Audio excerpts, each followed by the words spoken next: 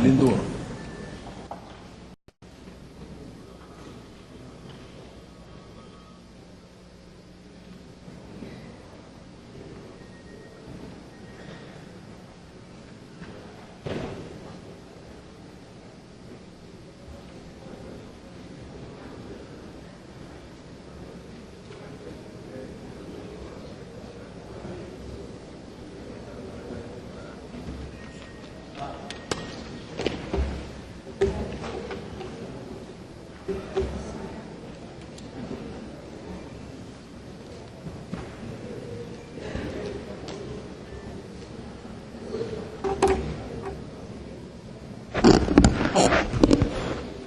Bom dia a todos. É com muita honra que recebi esse convite do líder do PTB, deputado Jovair, a pedido do deputado Arnaldo Faria de Sá, a quem apresentei propostas de emendas a este projeto de lei de Código de Processo Civil, tendo em vista as ações de família. É especificamente sobre as ações de família que vou falar. Quero cumprimentar o presidente da Comissão Especial, o nobre deputado Fábio Tradi, que tem feito um trabalho precioso em relação a este projeto de lei de Código de Processo Civil. Quero cumprimentar aquele que iniciou os trabalhos de relatoria do Código de Processo Civil, o amigo Sérgio Barradas. Quero cumprimentar especialmente, no entanto, o deputado Paulo Teixeira, que conheci recentemente. Já conhecia o deputado Sérgio Barradas há muitos anos e o deputado Fábio Tradi também, estive com ele várias vezes aqui na Câmara. Mas conheci o deputado Paulo Teixeira recentemente. E, efetivamente, o apoio recebido pelo deputado Paulo Teixeira em relação a estas propostas que fiz, esboçadas ao deputado Arnaldo Faria de Sá, que as acolheu, e que vieram agora a ser acolhidas no substitutivo do deputado Paulo Teixeira. Isto, evidentemente, me faz com que esse agradecimento tenha que ser especial ao deputado Paulo Teixeira. Não porque fiz estas propostas, não tenho este tipo de vaidade. Quem me conhece, eu trabalho há 33 anos na advocacia e há 33 anos na academia com uma verticalização no direito de família. Já participei da comissão de revisão do Código Civil, ao lado do deputado Fiuza, Ricardo Fiuza. Eu já participei de vários projetos de lei, já combati o Estatuto da Família, aquele projeto de lei que era originário do IBDFAM. Já fiz muitos trabalhos aqui dentro e nunca fiz por vaidade pessoal. Faço em prol da sociedade, em especial do direito de família. E, no direito de família, o projeto de lei antes do substitutivo do deputado Paulo Teixeira estava, data vênia, muito mal. Estava muito mal. Por quê? Porque não havia um capítulo das ações de família, que o deputado introduziu, e muito bem introduziu, de uma maneira bastante moderna, mas, na minha ótica, especialmente, porque não havia a previsão do procedimento de separação que havia sido retirado no Senado, já no Senado. O deputado Paulo Teixeira reinseriu o procedimento da separação no projeto de lei, não porque sejamos contra o divórcio. Achamos que o divórcio deve ser facilitado, sim. As pessoas não estão amarradas pelo casamento e devem e podem se divorciar a qualquer tempo, no dia seguinte do casamento, se for o caso, embora não seja recomendável. Mas podem, têm essa liberdade. No entanto, no Código Civil, que é o diploma material, é o diploma que regula todos os institutos e tem todas as regras de direito de família, é o Código Civil. A separação está lá e é necessário que haja o respectivo procedimento que é do Código de Processo Civil. Mais um minuto só. Se a separação fosse eliminada do projeto, que já está no substitutivo, graças ao trabalho do deputado Paulo Teixeira e da comissão, obviamente, de juristas que o apoiou, que homenageio também, mulher que apanha do marido será obrigada a prestar pensão alimentícia ao agressor. homem que é traído pela mulher será obrigado a prestar pensão alimentícia plena à ex-esposa. Isto é muito grave. Isto é uma questão social. E por quê? Porque no Código Civil somente são reguladas as espécies dissolutórias, dentre as quais aquela que aplica uma sanção a quem descumpre dever conjugal na separação. E por que o legislador, só para terminar, por escolha do legislador do Código Civil, não, porque na época não havia outra opção. A Constituição era diferente da Constituição hoje, depois da Emenda Constitucional 66 de 2010. Era o que eu tinha a dizer e, mais uma vez, renovando sempre o meu agradecimento pelas possibilidades de participação. Muito obrigada. Próximo inscrito, presidente da Ordem dos Advogados do Brasil, o advogado Marcos Vinícius Furtado Coelho.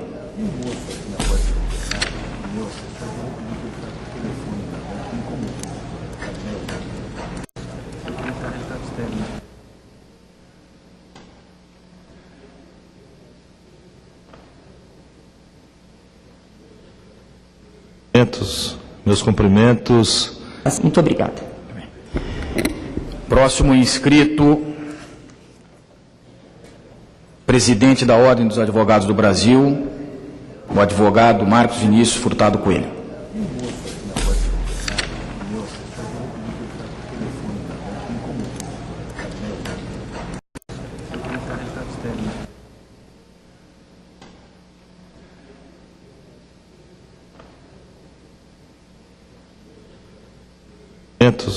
Meus cumprimentos e da advocacia brasileira ao parlamento do meu país, à Câmara dos Deputados, instituição essencial e indispensável à prevalência do Estado Democrático de Direito, no ano em que a Constituição Federal completa 25 anos, em que a OAB, inclusive, convida a todos para um evento que iremos realizar no dia 1º de outubro, em homenagem a todos os constituintes deste país, para demonstrar que a ordem constitucional que possuímos, justamente esse projeto de nação equilibrado, que é simbolizado pela Carta da República, deve ser sempre prestigiado. E é fruto do Parlamento brasileiro, a Constituição da República.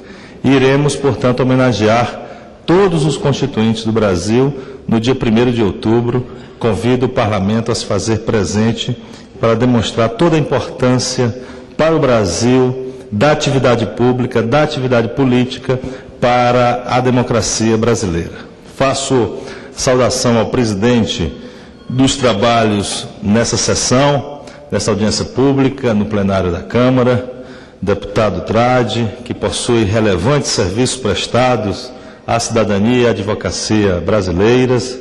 O seu trabalho, seja como parlamentar, seja como dirigente da Ordem dos Advogados do Brasil, sempre foi pautado pela defesa dos valores republicanos.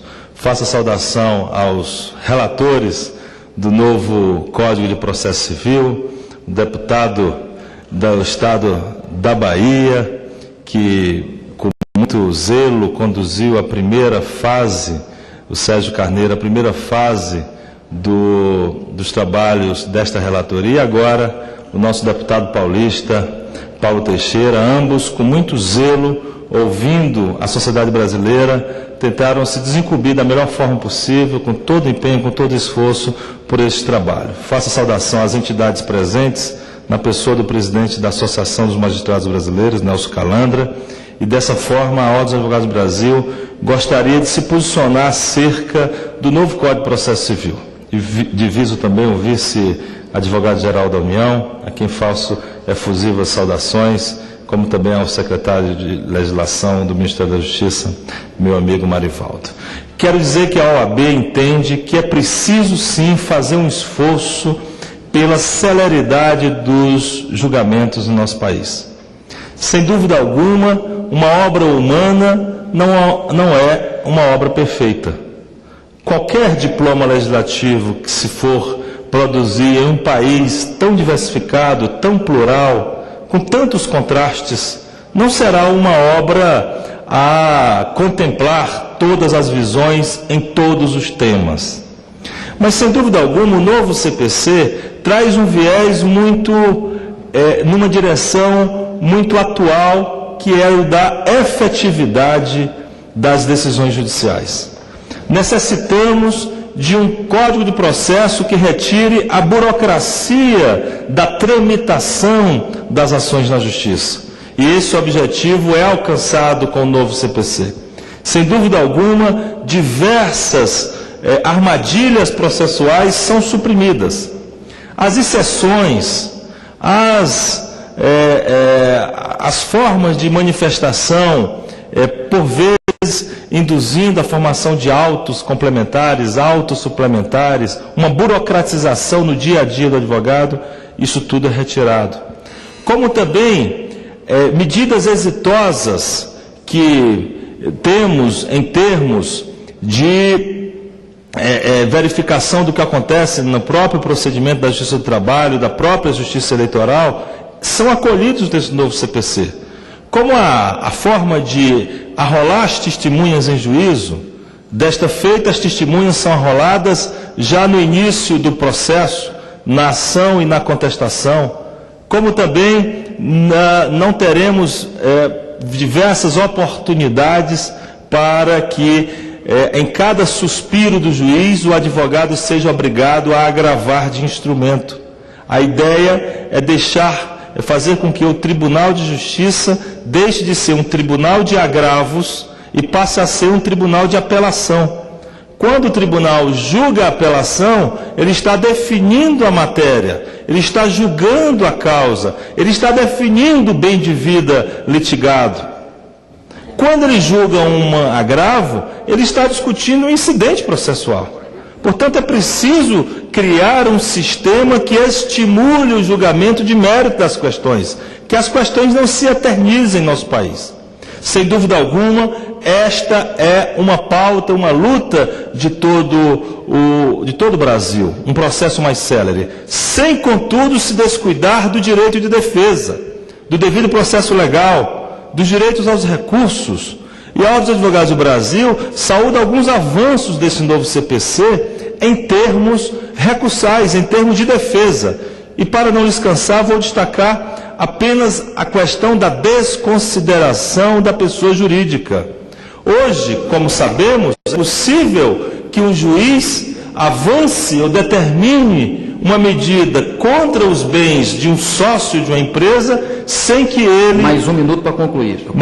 Sem que ele seja parte do processo. Com o novo CPC, nós teremos a desconsideração da pessoa jurídica. Trago duas preocupações da ordem, dentre outras, mas essas duas eu gostaria de ressaltar. Primeiro, quanto à possibilidade da intervenção judicial na administração das empresas. É preciso ficar claro que esta hipótese apenas deve ocorrer para a penhora do faturamento, quando for o caso, e não para que o juiz determine quem será o administrador das empresas, no artigo 550, parágrafo 1º. Em segundo, sobre o incidente de julgamento das demandas repetitivas. É preciso retirar a possibilidade desse incidente em matéria de fato. No máximo, ele pode existir em matéria de direito, jamais em matéria de fato. Como também é preciso criar um critério objetivo, um patamar numérico.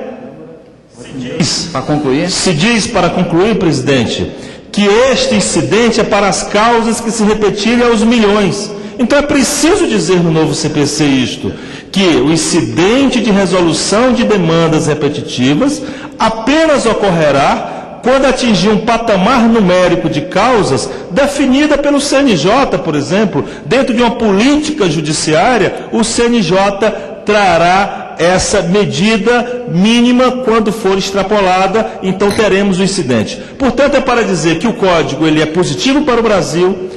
O trabalho efetivo, vejo o Fred Dier presente e o cumprimento em nome de todos os que fizeram, mas ele precisa esses pequenos ajustes que são necessários para evitar o próprio procrastinamento, despachos judiciais que venham a procrastinar e não cumprir o interesse desse novo Código. Em termos de conquistas da advocacia brasileira, elas estão todas contempladas nesse novo CPC. Os honorários são alimentares, a pessoa jurídica poderá recebê-los, as férias dos advogados estão contempladas, portanto é um código que valoriza, sim, a profissão de defesa do cidadão, a profissão que é instrumento de defesa da liberdade dos bens, que é a advocacia brasileira. A OAB, portanto, propõe alguns ajustes na redação do código, mas ela é pela aprovação desse importante trabalho feito pelos relatores, pelo presidente da comissão e por toda a comissão especial que militou nas discussões e nas audiências públicas em todo o Brasil. Muito obrigado. Muito obrigado. Saúdo a presença dos acadêmicos de odontologia da Universidade de Brasília, Distrito Federal. Sejam bem-vindos. Com a palavra, Fernando da Fonseca Gajardoni, indicado pelo PSDB.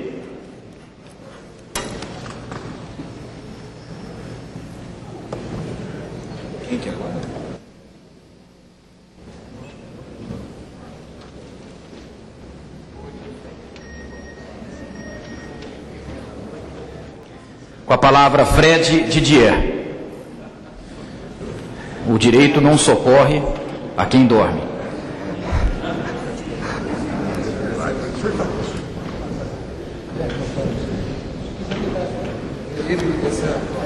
Saudando os alunos do SESC de Goiânia, que nos orgulham aqui com a sua presença. Sejam bem-vindos à Câmara dos Deputados. Bom dia a todos, excelentíssimos senhores deputados, Fábio Trade, Paulo Teixeira, Paz Landim, Arlindo Quinalha, Efraim Filho, os demais que estão aqui presentes, meu amigo deputado, ex-deputado, eternamente deputado Sérgio Barradas Carneiro, primeiro relator do projeto. Eu, como nós temos pouco tempo, vou me concentrar em um aspecto. Não vou falar de pontos específicos, estão todos falando de pontos específicos sobre o projeto.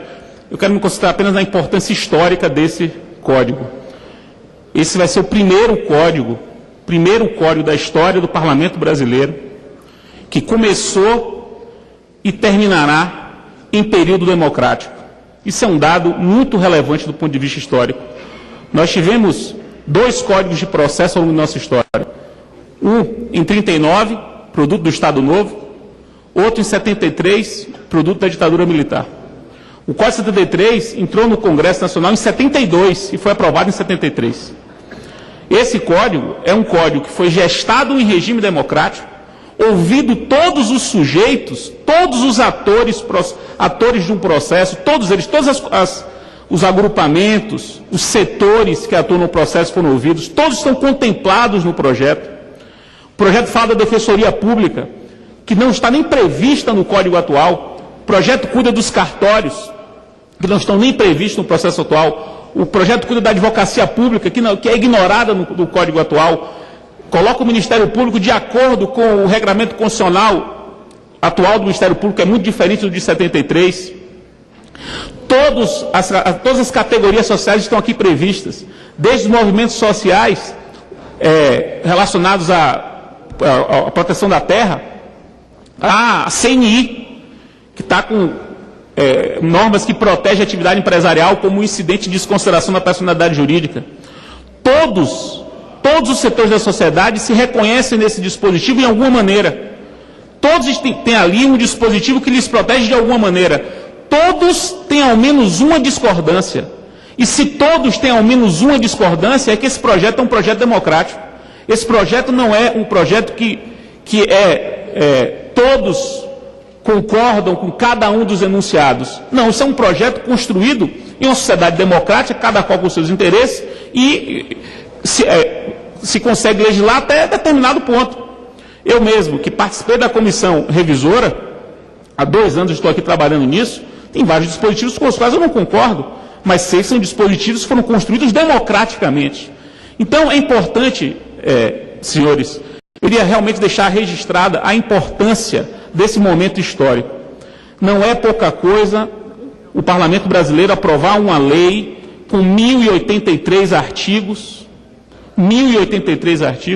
quase 2.000 enunciados, se vocês contarem os parágrafos dos incisos, são quase 2.000 enunciados, Um projeto que chega depois de 4 anos de tramitação na comissão especial com 8 destaques para serem votados. Ora, um projeto com 1.083 artigos, com 8 destaques para serem votados, significa que é um projeto que amadureceu, que foi construído num diálogo muito profícuo, comandado pelos 2 relatores, o relator original, o deputado Sérgio Barrado, e o relator atual, o deputado Paulo Teixeira, tiveram uma habilidade impressionante de acomodar os interesses e produzir um código atual, um código simplificador, um código que resolve todos os problemas do código atual, todos, busca resolver problemas sociais graves, como as demandas de massa, um código que controla os poderes do juiz. Eu acho que é o código mais democrático que nós tivemos em nossa história.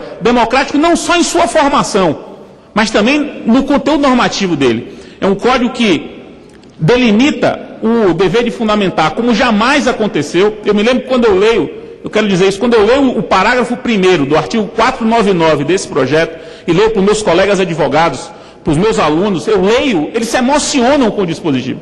O parágrafo 1º do 499 é um dispositivo que comove, é sintomático do estágio democrático, do conteúdo democrático desse projeto. O texto do projeto, ele é um texto que traz de volta as partes ao código. O Código 73, ele monta um processo, que é um processo do juiz. O juiz é o grande protagonista. O projeto que está para ser votado é um projeto que torna protagonistas as partes, desde o início, ao prestigiar a mediação e a conciliação, ao garantir um processo cooperativo, ao permitir acordos processuais como perícia consensual, saneamento compartilhado, cláusula geral de negócio processual. Tudo isso traz as partes de volta. Deputado Fábio Trade, deputado Paulo Teixeira. Se democracia é participação no exercício do poder, se a gente puder simplificar o conceito de democracia como um regime que garante que o cidadão participe no exercício de um poder, o poder judiciário é um dos poderes. É preciso garantir a participação das partes no exercício do poder jurisdicional. E esse código garante isso desde o início. O artigo 10 é um momento histórico. O artigo 10 do projeto é um momento histórico da nossa história, ao concretizar o contraditório como jamais havíamos pensado. Princípio da cooperação, o contraditório, o dever de fundamentar, prestígio à vontade das partes, mediação e conciliação. Isso é um código que pode ser chamado de qualquer adjetivo. Para concluir. Esse código pode ser adjetivado de qualquer maneira, mas ele não é autoritário. Desse ponto de vista do meu querido e conhecido e celebrado professor Antônio Carlos Costa Machado. Ele não é autoritário, nem na sua formação, nem no seu conteúdo. Se aqui um ou outro dispositivo pode dar um poder, talvez um pouco diferente para o juiz, isso faz parte do equilíbrio que um código deve ter. O código não pode ser todo para um lado, ele tem que equilibrar. E esse equilíbrio é muito bem estruturado, com as regras de proteção das partes, como jamais houve em nossa história. Eu quero registrar isso. Nunca houve em nossa história dispositivos como o 499, como o artigo 10, que criam um sistema de controle do exercício abusivo do Poder Judicial, como jamais houve. Então é um momento histórico. Os deputados, a Câmara, os deputados darão um produto legislativo para o Brasil que o Brasil merece. Então, muito obrigado. Parabéns a todos. Parabéns por esse momento histórico aqui e contem conosco. Nelson Calandra, com a palavra, e logo depois Vera Lúcia da Mota. Pode pôr o Fernando, né? Posso.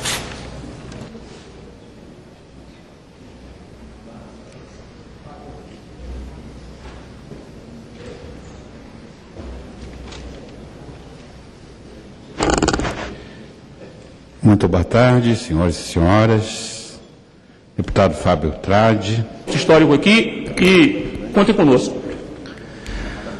Nelson Calandra, com a palavra, e logo depois Vera Lúcia da Mota. Pode pôr o Fernando, né? Posso.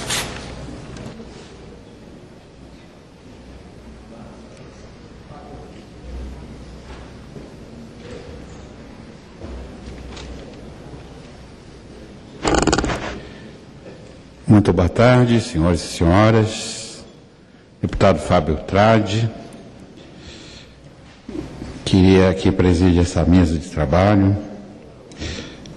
Deputado Paulo Teixeira, deputado Sérgio Barradas Carneiro, que a minha primeira palavra de homenagem nessa Casa do Povo seja dirigida àquele que protagonizou no dia de ontem uma página de ouro da história da magistratura brasileira.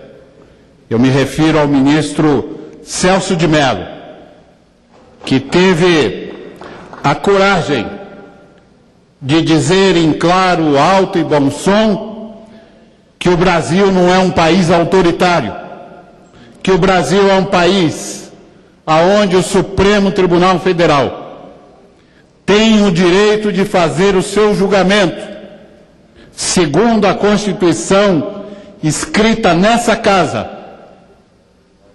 por deputados, senadores e por valores inesquecíveis na nossa memória, a começar do deputado inesquecível para mim, Ulisses Guimarães.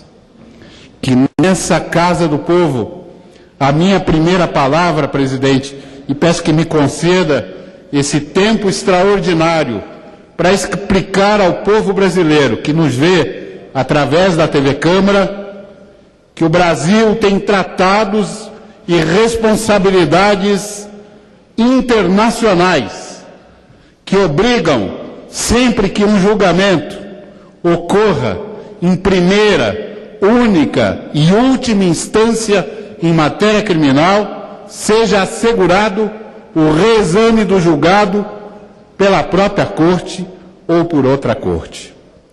Queria esclarecer ao povo brasileiro que nos ouve, que muitas vezes alguns mal informados hostilizam na rua até aqueles ministros que têm posição contra-majoritária, que nós ontem lavramos um tento em favor da vida democrática no nosso país.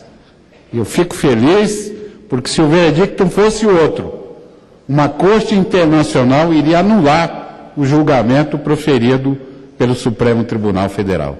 E o ministro Celso de Mello, ontem, explicou, meu presidente, que desde 1800, em nenhum julgamento criminal, o Brasil deixou de conceder a qualquer réu o direito ao duplo grau.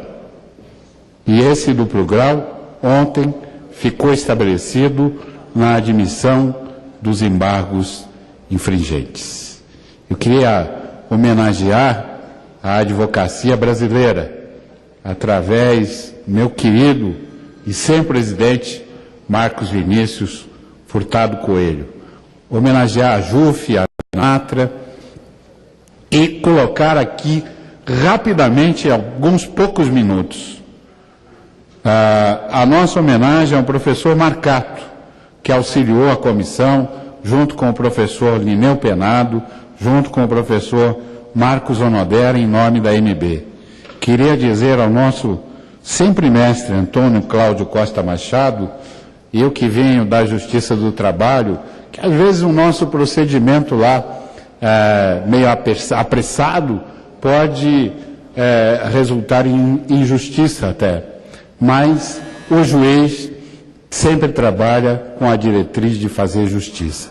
Queria pedir a esta casa que produza para o povo brasileiro um código de processo moderno, que incorpore no nosso procedimento o trial americano. Eu dizia isso ao professor Fernando Gajardoni, meu querido e primeiro colocado de todos os concursos e cátedras que nós temos no estado de São Paulo, um gênio realmente, um jovem e grande líder da magistratura brasileira.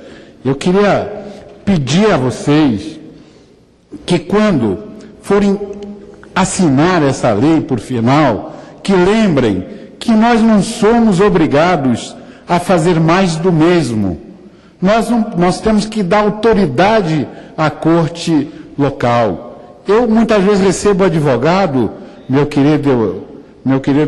queridos deputados, querido deputado Arlindo Tinalha, que pedem que o senhor decida qualquer coisa, porque eu quero é recorrer para o STJ. E nós temos um tribunal assoberbado com recursos e nós viramos corte de passagem. Muitas vezes o advogado vai despachar com o juiz e ele nada mais quer do que saber quem é a Câmara que vai julgar, porque acessando o computador ele já sabe até o resultado do julgamento. E eu queria pedir a vocês, grandes líderes do povo brasileiro, de modo particular, os deputados Fábio Tradi, Paulo Teixeira e Sérgio Barrada, que comandam esse plenário nesse momento, e a todas aquelas inteligências que vieram aqui ilustrar esse momento tão importante. Nós não podemos seguir com fome e sede de justiça. Eu sou juiz e tive que ver minha mãe 20 anos demandando. E quando ela me pede, você, meu filho, é juiz, o que você pode fazer por mim? Nada. Tantos são os recursos e as demoras que existem no direito brasileiro. Quando um filho não consegue explicar para uma mãe de 93 anos, quando uma mãe guarda um voto vencido junto ao peito e diz, meu filho, esse foi o único ministro que fez justiça à causa que eu propus perante a justiça brasileira, da qual você é juiz e presidente da AMB. Eu peço a vocês, não vamos fazer mais do mesmo. Vamos fazer um processo moderno que incorpore o trial. Quer ouvir testemunhas? Que o advogado ouça perante o notário, não é? Não tem por que não confiar no advogado. Se eu dou uma procuração para o advogado dizendo, nas tuas mãos está entregue o meu patrimônio e a minha liberdade, como é que eu vou dizer que esse advogado não é capaz de realizar a oitiva de testemunhas, como fazem os grandes advogados americanos, na presença do notário no próprio escritório dele, e venha para nós apenas o momento de decidir com base nessa documentação eletronicamente transmitida. Eu peço, deputados, eu peço, povo brasileiro, nos ajudem a olhar para o futuro desse país, um país com fome e sede de justiça. Ele demora a dar passos, não é? Nós temos que ter essa força, esses talentos. Aqui estão os grandes talentos brasileiros. Do mesmo modo, estou concluindo, do mesmo modo. Então, é por isso que nós defendemos a PEC 15, que manda para a cadeia aquele que comete um crime de morte depois de 2 vezes julgado.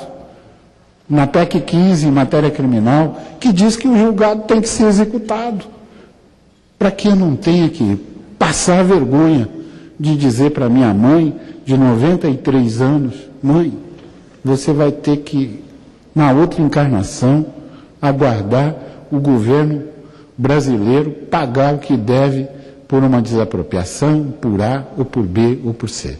Fica a manifestação e a gratidão da magistratura brasileira e a homenagem a esta casa, a homenagem ao Supremo Tribunal, aos vencedores e à opinião vencida, com todo o respeito, mas dizer que eu tenho alegria de poder dizer, a partir do voto do ministro Celso de Mello, que nós temos juízes em Brasília, que nós temos juízes independentes, que não vão dizer o que deve ser decidido ao rufar de tambores para aniquilar vidas apenas porque alguém tem pressa. Obrigado.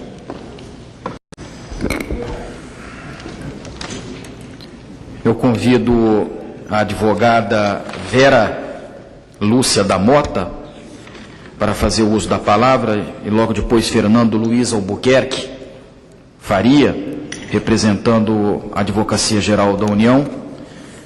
E cumprimento os deputados Simplício Araújo, Nazareno Fonteles e Amaury Teixeira pela presença. Expresso em nome de toda a comissão, a nossa satisfação. Que agrade a todos os cidadãos brasileiros, principalmente. Muito obrigado. Deputado Efraim Filho. Logo a seguir, deputado Amaury Teixeira.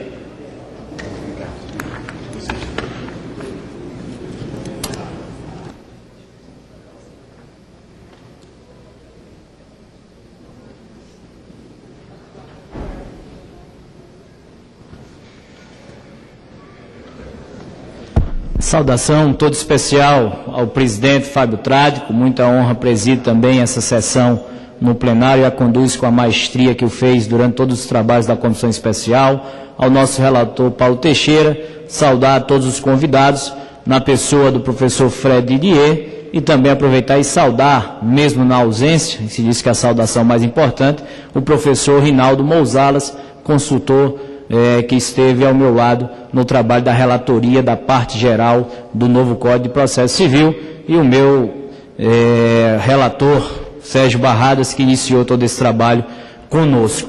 Rapidamente, senhor presidente, dentro do tema, dizer que um grande desafio foi incumbido por Vossa Excelência, a minha pessoa, exatamente a de relatar a parte geral. O livro 1, o mais extenso, que vai do artigo 1º ao 317, e que das cerca de 950 emendas sobre as quais nos debruçamos, mais de 300 foram direcionadas a essa parte geral. E temos hoje um grande orgulho de saber que a comunidade jurídica em especial tem tido um olhar de convergência para esses temas, tanto é que a citação do Ministério da Justiça aqui falava exatamente sobre 2 temas que concentramos da nossa parte e que foi possível ganhar representatividade e, acima de tudo, a convergência de pensamento e de unidade em torno de temas como a mediação e o processo eletrônico, entre aspas. Foram realmente grandes desafios.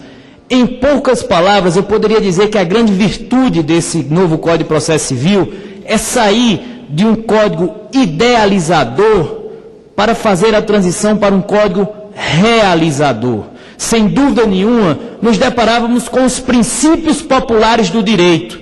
E eu falo isso, meu caro presidente, porque nós conhecemos diversos princípios técnicos, formalistas, mas o princípio popular é aquele do cidadão que olha para a justiça e hoje se pergunta e diz: não entrarei na justiça porque quem vai ver o resultado desse processo são meus filhos, são meus netos. Ou então ele diz: não entrarei na justiça porque eu ganho, mas não levo. E essa concepção arraigada hoje no seio da sociedade brasileira é muito nociva para o nosso Estado de Direito, é muito nociva para a nossa democracia. Quando ele diz: quem vai ver o resultado são meus filhos, são meus netos, está falando da morosidade. Quando ele diz: eu ganho, mas não levo, está falando da ineficiência. E foi exatamente esse grande dilema que norteou o trabalho da comissão especial e do relatório que aqui é colocado para discussão. Buscar celeridade e buscar eficiência sem afetar a segurança jurídica. Pense no equilíbrio, deveras difícil, missão desafiadora, como dar celeridade e efetividade sem baquear o princípio da segurança jurídica. Então, nesses princípios norteadores, todas as decisões desse código avançaram para um código, volto a insistir, muito mais realizador do que idealizador, porque proporcionou simplificação da linguagem, diminuição do número de recursos, minimização da burocracia e dos problemas que estrangulam os tribunais, porque também nesse estudo aprofundado, professora Regina, foi possível perceber que só a letra fria da lei não terá capacidade de resolver os problemas do processo civil brasileiro e dos tribunais e da nossa justiça. É preciso recursos financeiros, recursos humanos e recursos tecnológicos para que possamos avançar enquanto sistema e não simplesmente na letra fria da lei. Senhor presidente Fábio Tradi. Por isso, me permita aqui me resumir a 2 avanços dos quais nós tivemos um protagonismo muito forte no debate da comissão especial. O primeiro deles, e que eu considerava uma grande carência e uma ausência justificada num Código de Processo Civil que se debruçava para gerações futuras. O atual Código tem 40 anos Então, ao pensar nesse código, eu não penso em 2014 nem em 2015, eu penso na década de 2050. Queremos um código que esteja regulando as relações sociais lá. Por isso temos plena concepção de que é uma mudança de cultura, e mudança de cultura não se faz no estalar de dedos. Ela será passo a passo, será gradual e será incorporada pela jurisprudência, pelos tribunais, pela advocacia, pela sociedade jurídica e especialmente pela sociedade brasileira. É por isso que quando falamos do processo eletrônico, era injustificado que a comissão de juristas, comandada pelo ministro Fux, não tivesse sistematizado o processo eletrônico no Código. Também passou em branco pelo Senado Federal. E aqui na Câmara dos Deputados tivemos a audácia e a ousadia de avançar e conversamos com o IBDI, o Instituto Brasileiro de Direito Informático, o IBDE, o Instituto Brasileiro de Direito Eletrônico, e temos um texto hoje que passa praticamente em branco das críticas, sugestões, para que seja aperfeiçoado esse texto, que, claro, está aqui para convencer e ser convencido, como a todos nós. Então, o que nós chamamos hoje da prática eletrônica dos atos processuais, o Código teve o condão de balizar, de nortear, trazer princípios gerais, velar pela compatibilidade, evitar o monopólio desse comando, e foi possível avançar. E para concluir, senhor presidente, além do Código de Processo Eletrônico, que eu gostaria de citar, mas está aqui do artigo 193 ao 199, com uma seção própria para si, e será realmente balizado. Não quisemos entrar em detalhes nem minúcias, porque temos o pleno conhecimento de que a velocidade das transformações é muito grande. O CNJ e os tribunais haverão de regulamentar, e nós delegamos essa competência, a compatibilidade com os avanços tecnológicos, mas os princípios norteadores estão aqui. Está aqui a questão da publicidade dos atos, acesso e participação das partes, as garantias da disponibilidade, da independência da plataforma computacional, da acessibilidade e da interoperabilidade dos sistemas, serviços, dados e informações. Trazemos aqui também os requisitos: autenticidade, integridade, temporalidade, não repúdio, conservação, preservação do segredo de justiça, confidencialidade e a infraestrutura de chaves públicas para certificação digital. Todos esses são princípios balizadores e norteadores do Código de Processo Civil. E termino e concluo nesse último minuto que me resta, senhor presidente, para falar da mediação e da conciliação. Eu falava de mudança de cultura. Às vezes parece até um discurso hipócrita ou demagógico quando se vem aqui dizer: a composição como a solução dos litígios. Mas o grande mérito desse código é fazer com que daqui a 5 ou 10 anos o bom advogado, aos meus colegas advogados eu digo, não será no futuro aquele que consegue protelar o processo por mais tempo, com chincanas processuais, mas será aquele que o resolverá da forma mais rápida, quem sabe com um bom acordo na primeira audiência, para que a sua parte se sinta contemplada e assim possa remunerá-lo da melhor forma possível. É esse o avanço. E, para homenagear o vosso partido, concluo, e achei muito parecido, ouvia a voz de Ulisses Guimarães ao falar da Constituição Federal de 1988, e um jornalista o consultava e dizia: presidente, me parece que essa Constituição Federal não agregou nem a gregos, nem a troianos. O que você acha disso? Eu não sou nem grego, também não sou troiano, então fiquei muito feliz com o texto produzido. Meu muito obrigado e parabéns pelo trabalho e a concepção do novo Código de Processo Civil. Com a palavra o deputado Amaury Teixeira, mas antes faço questão de saudar a presença na galeria da Câmara dos Deputados da família Ferreira de Arcos, Minas Gerais, que veio para assistir esta sessão. Sejam bem-vindos. Com a palavra o deputado Amaury Teixeira e logo depois Antônio Sérgio Escrivão Filho. Minas Gerais, que tem uma contribuição grande, né? O deputado Bernardo, deputado...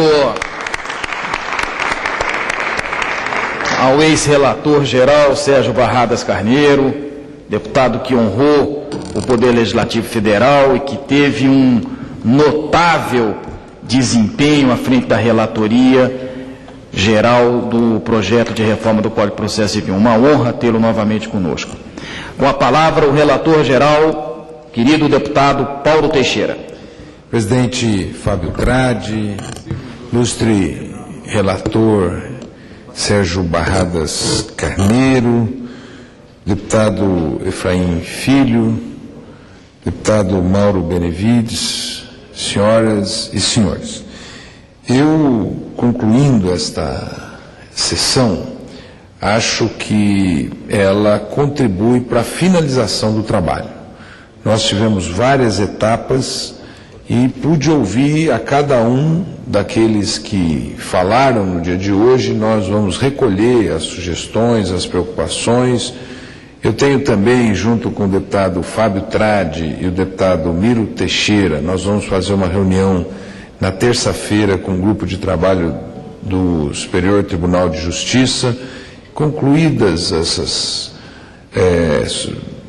audiências, nós vamos concluir o trabalho e ontem o presidente da Câmara, deputado Henrique Eduardo Alves, fixou o dia 8 de outubro para votação final deste processo. Portanto, nós temos agora que fechar o trabalho. Esse foi um trabalho extensivo, foi um trabalho extenso, um trabalho de muita consulta, muito diálogo. Agora, há uma decisão política e, portanto, nós vamos concluir o trabalho com uma decisão política. Então, muitos desses temas que nós aceitamos, outros que não aceitamos, são fruto de debates políticos e uma decisão que a Casa fez porque ela representa o país. Inicialmente, eu quero aqui dizer que concordo que nós conseguimos pacificar a ideia de que tínhamos que reformar o Código. Não é? É um outro tempo, nós não vivemos mais na sociedade de 1973, o momento político é outro, nós vivemos numa democracia, a sociedade é outra, a sociedade hoje é uma sociedade de 200 milhões de habitantes, os conflitos são de outra natureza, requerem instrumentos de outra natureza, e o código atual, o código vigente, ele não tem mais uma estrutura que responde com coerência à sociedade brasileira. Então, acho que esta audiência demonstrou a necessidade da reforma do Código de Processo Civil. Inclusive, entre os parlamentares, aqueles que resistiam, diziam que não devia haver uma reforma, já concordam na ideia de uma reforma do Código de Processo Civil. Além disso, é importante dizer que nós introduzimos ideias, institutos e mudanças importantes para o Código de Processo Civil. A primeira delas é a ideia da conciliação e da mediação. Nós aqui buscamos meios consensuais de resolução de conflitos, não mais meios alternativos, mas nós estabelecemos em todo o judiciário brasileiro uma estrutura profissionalizada de conciliadores e mediadores que poderão resolver o conflito de maneira consensual, fazendo assim com que a justiça resolva aqueles conflitos que não tiveram forma de resolver de maneira consensual.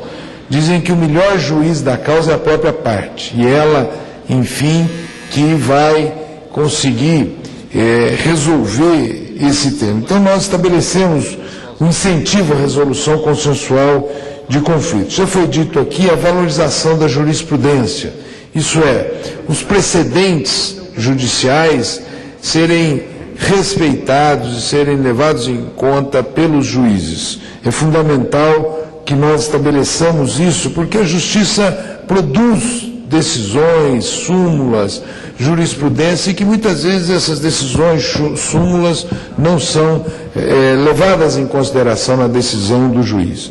Processo eletrônico, o deputado Efraim Filho contribuiu de maneira muito importante para que nós possamos ter a utilização de meios eletrônicos no processo brasileiro, através de audiências por meio de videoconferências, através de testemunhas através de videoconferência, a possibilidade de citação por meio eletrônico. Nós também estabelecemos a proibição da chamada jurisprudência defensiva, aquela situação em que o juiz, o desembargador ou o ministro não decide por conta de uma mera formalidade, a proibição desta condição de negativa da decisão para uma decisão que saneia esta ausência ou de formalidade ou ainda algum requisito que não foi atendido no processo. Nós também introduzimos o chamado incidente de resolução de demandas repetitivas.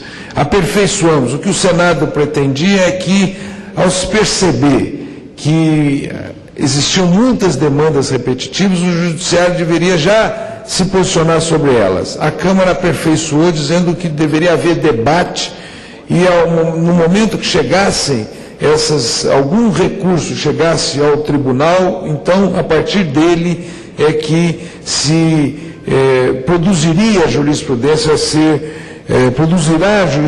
ser aplicada a todas aquelas causas repetitivas. A exigência da fundamentação das decisões judiciais por parte do juiz. O juiz terá que justificar toda a sua decisão, atacar todos os temas trazidos pelas partes. A conversão da ação individual em ação coletiva, que foi aqui já comentada por um dos que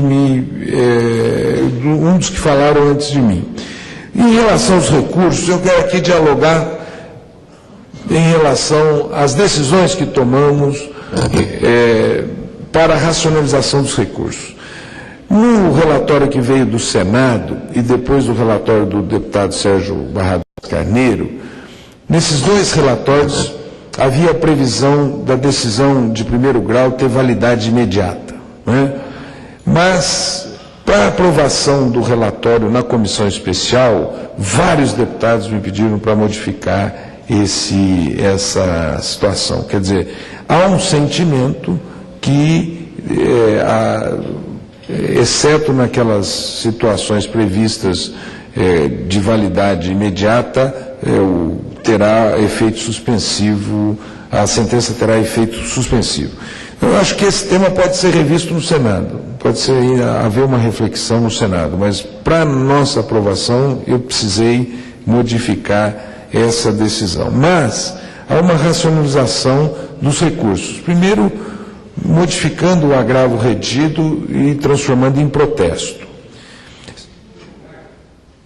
Acabando com a admissibilidade no juiz de primeiro grau. A apelação vai direto para o tribunal. E nós estamos promovendo uma outra modificação. Não terá mais juiz de admissibilidade no recurso especial. Isso é uma sugestão do ministro Sidney Belletti, do STJ, e aí nós vamos ganhar em celeridade. A transformação do agravo de dos embargos infringentes numa técnica de julgamento. E também a ideia da apelação responsável, do recurso responsável.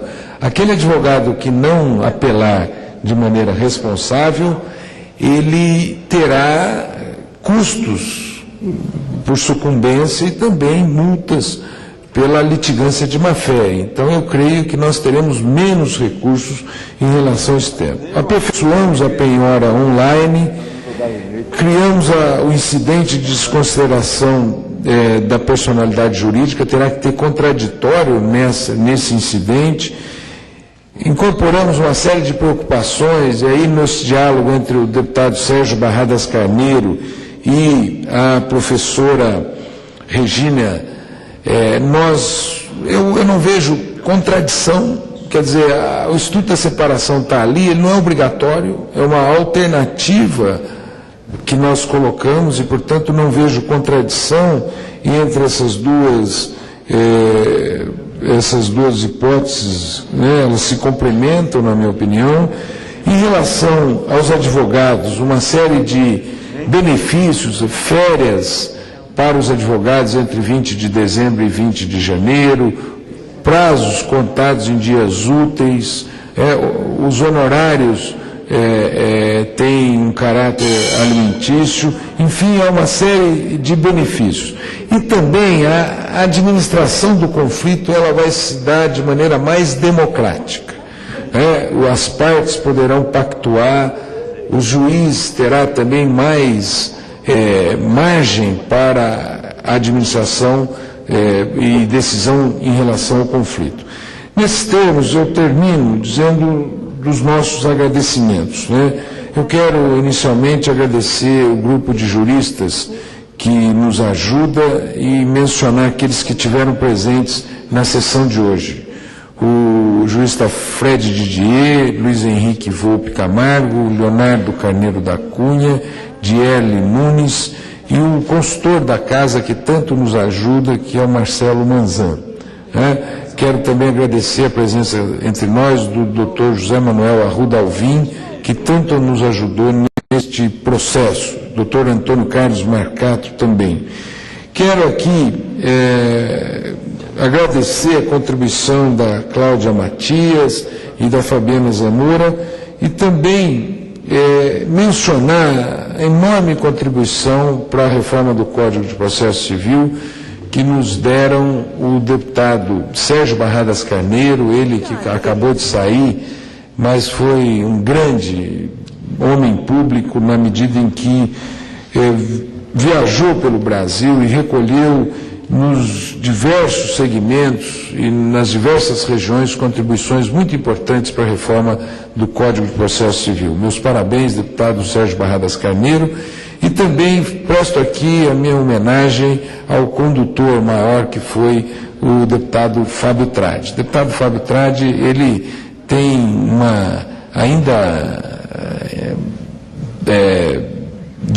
um jovem deputado, mas ele tem uma grande maturidade, uma capacidade de diálogo, uma capacidade de reflexão, uma capacidade de composição, o que demonstra que o Brasil já revelou um grande homem público que vai dar ainda muitos frutos para esse nosso país. Eu digo sempre, brincando com ele, que espero ser recebido por ele no Palácio do Governo, no Mato Grosso do Sul, porque eu acho que ali ele vai exercer esse cargo e vai exercer grandes cargos na República, quem sabe os grandes cargos da República Federativa Brasileira. Então, quero agradecer pelo privilégio de trabalhar com Vossa Excelência e concluo dizendo mais duas palavras. A primeira delas é que eu espero que nas 2 próximas semanas nós possamos acolher muitas das sugestões trazidas e daquelas que nós não acolhemos, justificar por que não acolhemos.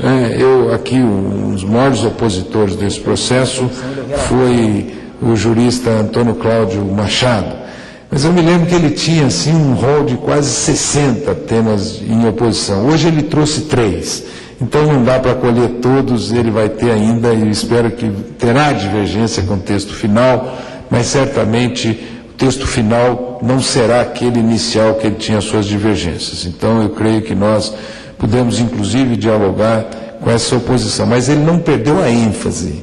A ênfase dele é como se nós tivéssemos cometido o maior equívoco da história do Brasil, e os que puderem ouvi-lo sempre verão que ele faz uma oposição com o mesmo tom que fazia quando tinha 60 pontos em oposição. Mas eu vejo que ele não abaixou o tom, mas abaixou os temas, Isso foi muito importante para nós. E por último, dizer que eu vou, nesses 10 dias que restam, acolher e entregar um tema mais amadurecido e, creio eu, mais consensuado para a sociedade brasileira.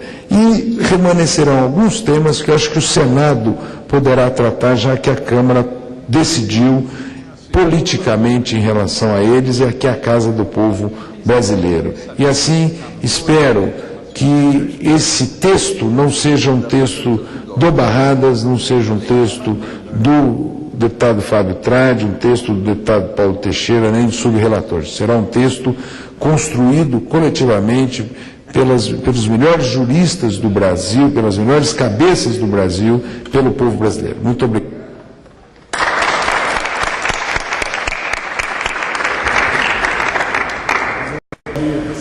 Ao tempo em que realço mais uma vez o brilhante desempenho do relator geral, deputado Paulo Teixeira, eu declaro encerrada esta sessão, porque nada mais havendo a tratar, encerro os trabalhos, antes lembrando que foi convocada a sessão não deliberativa de debates para hoje, quinta-feira, 19 de setembro, às 14 horas. Está encerrada a sessão, muito obrigado a